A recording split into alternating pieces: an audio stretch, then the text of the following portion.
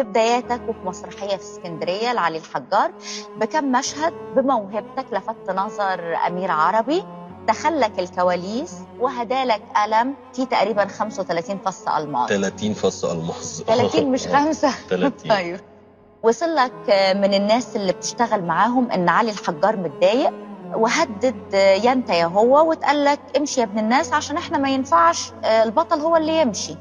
قلت انك انت هتأدي دورك النهارده وبكره مش هتيجي تاني. اللي حصل ان دخل سمو الامير بالحاشيه بتاعته وقال عايزين الممثلين كلهم وقفوا صف واحد. انا كاصغر دور في الروايه قلت ما انا مش كنتش لازم موجود. لقيت هو قال للمخرج عايزين الممثل الاسمر اللي طلع في الفصل الاول. جم نادوني فقال لي سلم على سمو الامير. قلت له ازيك يا استاذ امير، فالناس كلها ضحكت، انا فاكر اسمه امير يعني. بس وطلع قلم كده اداهوني هديه، والراجل اللي شغال معاه قال لي القلم ده هديه من سمو الامير وفيه 30 فص الماس حر. حطيت القلم في شنطه رميتها في الكواليس، يعني بقى تركيزي كله في الدخله الجايه يكون اقوى من الدخله الاولانيه. لقيت خناقه داخل لغرفه الاستاذ علي الحجار. جه مساعد المخرج قال لي بص انت لو جدع امشي على طول. قلت له امشي ليه؟ قال لي استاذ علي الحجار دلوقتي بيقول يا انت يا هو في الروايه، انت داير دي؟ قلت له لا طبعا انا امشي.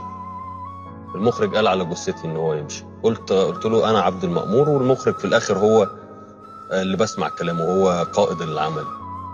فانا اسف يا استاذ علي، انا هكمل النهارده ووعد مني من بكره مش هطلع تاني. قلت لعلي الحجار الكلام ده؟ قلت الكلام ده للاستاذ علي الحجار.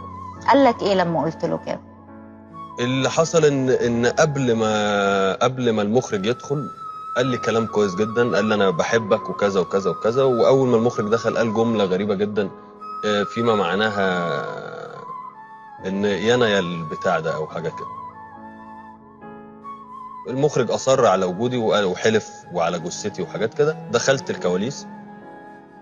اخر مره شفت فيها علي الحجار كان واقف لابس بدله. انا معاد دخلتي جه بص لي بصه كده مبتسم جدا. دخل دخلته وهو المفروض بيخرج، انا بدخل.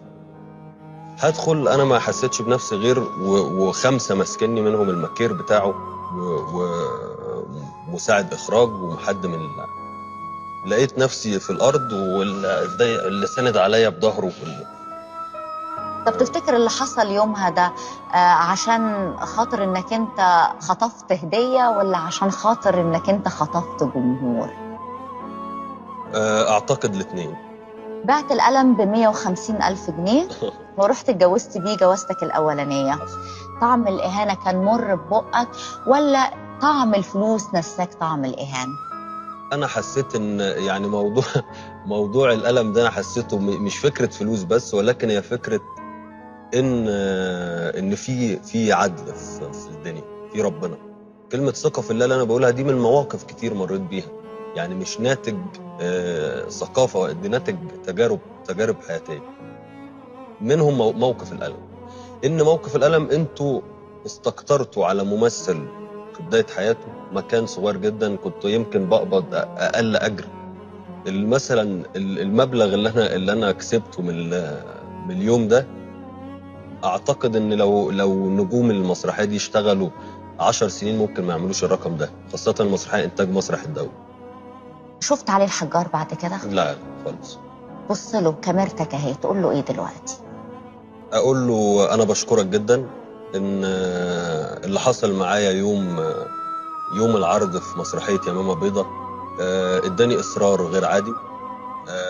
يمكن أيامها كان قمة طموحي إن أنا أكون ممثل صغير بعمل أدوار صغيرة في الأفلام والمسلسلات، ولكن هذه الواقعة ادتني إصرار غير عادي بين بقى أبسط طموح عندي إن أنا أكون رقم واحد في هذا المجال.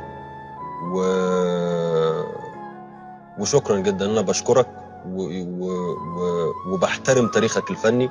يعني مشاكلنا الشخصية أو زعلي منك على المستوى الشخصي مش هينسيني مين علي الحجار كقيمة وكمطرب كبير جدا أنا بسمعه حتى الآن.